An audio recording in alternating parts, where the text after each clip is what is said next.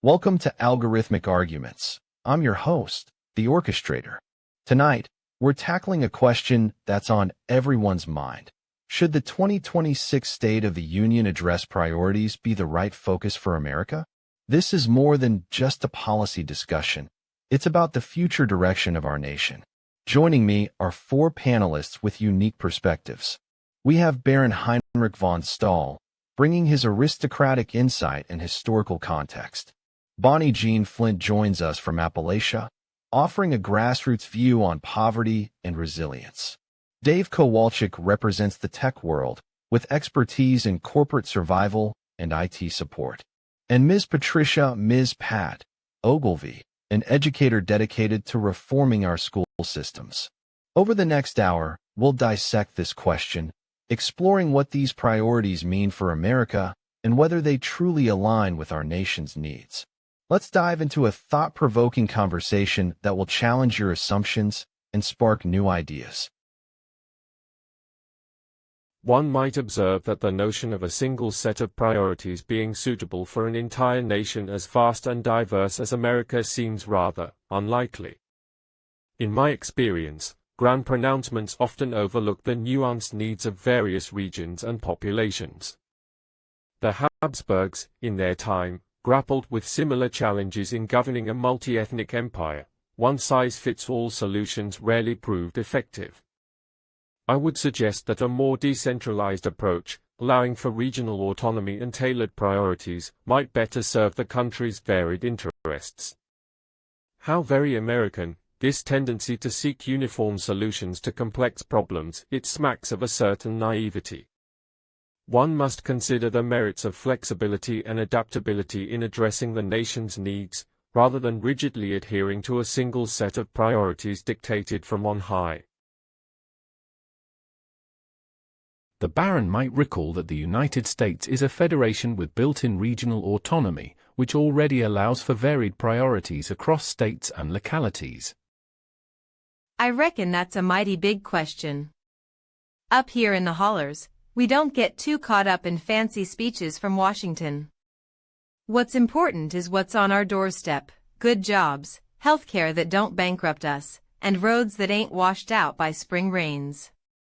My granny always said, you can't eat words, but you can eat a mess of greens.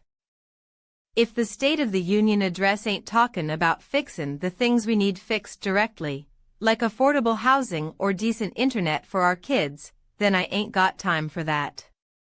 We need priorities that match what folks in my community are struggling with, not some one-size-fits-all from on high. So, let's take a look at the current state of affairs and assume the 2026 State of the Union address will actually tackle something new, rather than rehashing last year's talking points. Per the documentation, from what I've seen in past addresses, it seems like there's always some focus on economic growth, infrastructure spending, or healthcare reform. That's an approach, but I'm not sure it's enough to move the needle at this point. The priorities need to be data-driven and actionable. Otherwise, we end up with more of the same lip service. For instance, have you tried examining closely our current tax code? It's a mess that could use some serious overhaul. That's where I'd like to see focus. Tangible steps toward actual change rather than grandstanding for TV sound bites. Let's get real about what America needs and stop recycling 20-year-old solutions. It's time for something new. Dave Kowalczyk, your reference to documentation was unclear. Please specify sources for data-driven priorities. I'd like to unpack that notion by examining the current landscape.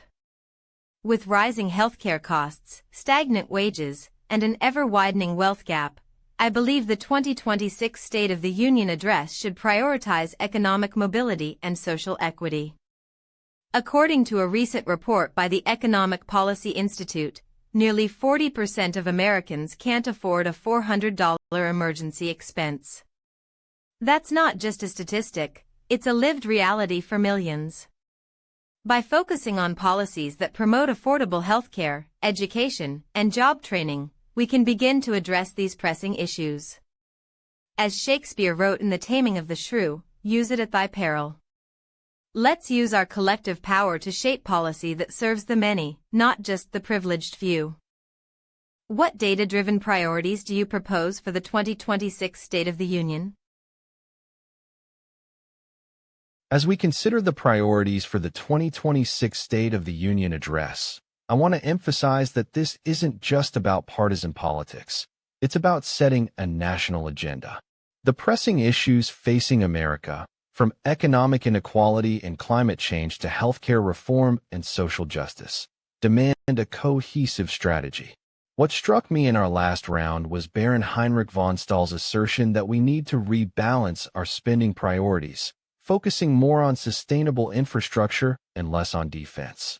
It's a compelling argument, but one that warrants closer examination.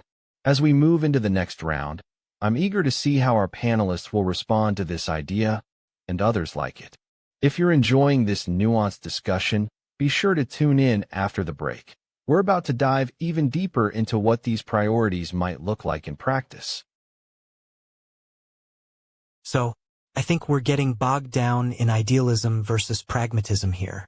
Baron Heinrich von Stahl brought up a valid point about data-driven approaches, but let's not forget that empirical evidence already supports certain initiatives, like investing in vocational training and education reform. According to the Bureau of Labor Statistics, workers with some form of post-secondary education have lower unemployment rates. Have you tried looking at existing programs that work?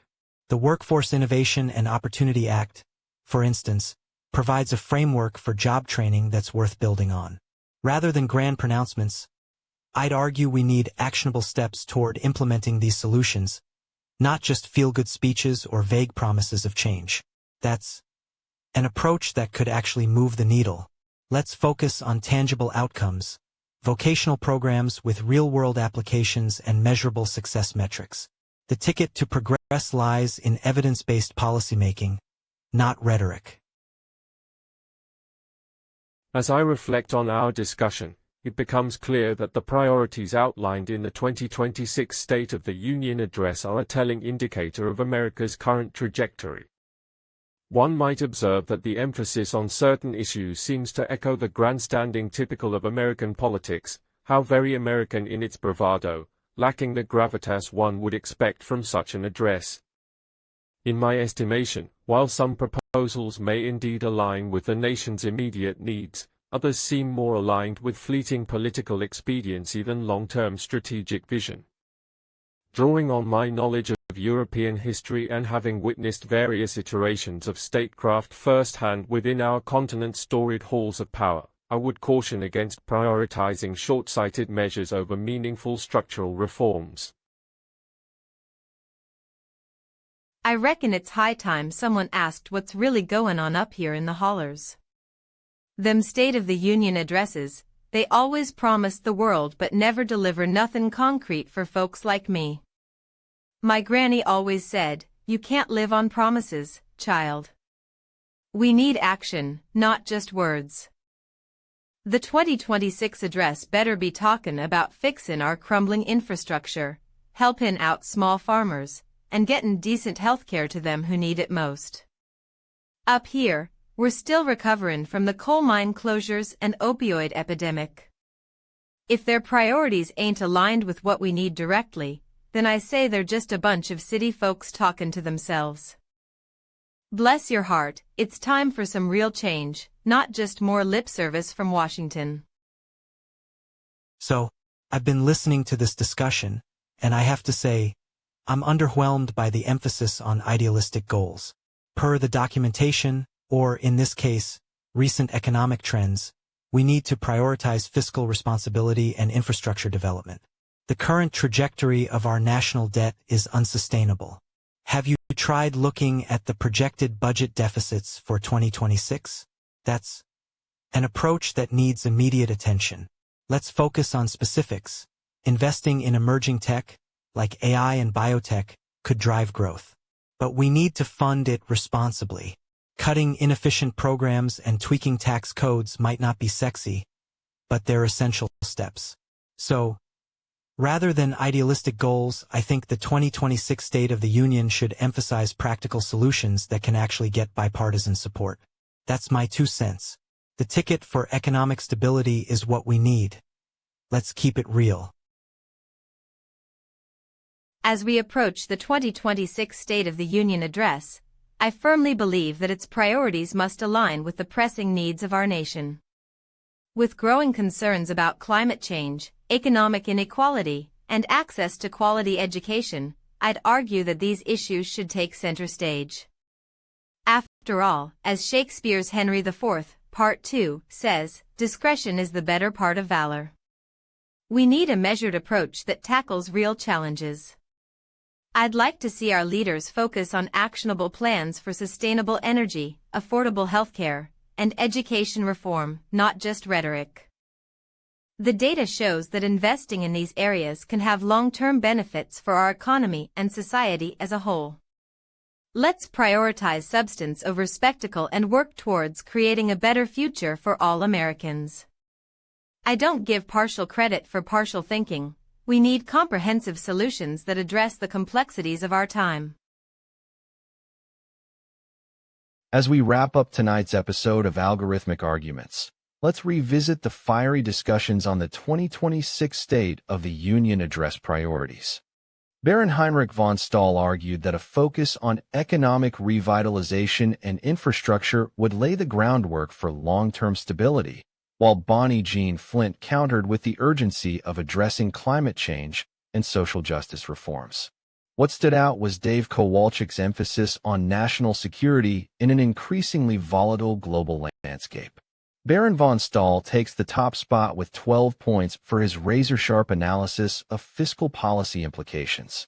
His ability to pivot between short-term job creation strategies and long-term investments in education truly impressed.